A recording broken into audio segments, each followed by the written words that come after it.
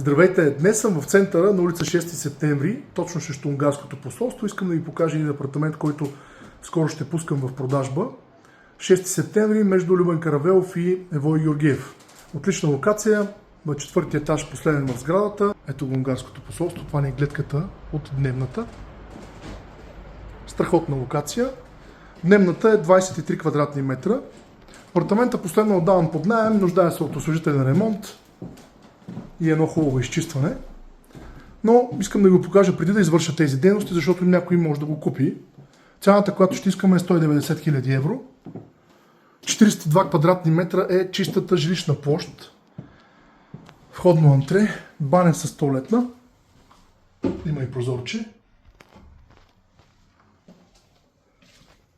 И спалня, която е 16 квадратни метра, доста просторна спалня, с балкон пред нея.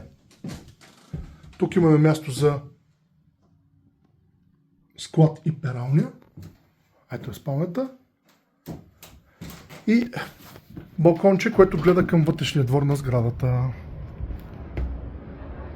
Зелени площи.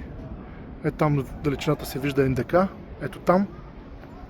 Идеален център на София. Покрива на сградата. Сградата от 30-те години. Доста добро състояние с ремонтиран покрив. Прилични общи части, да кажем.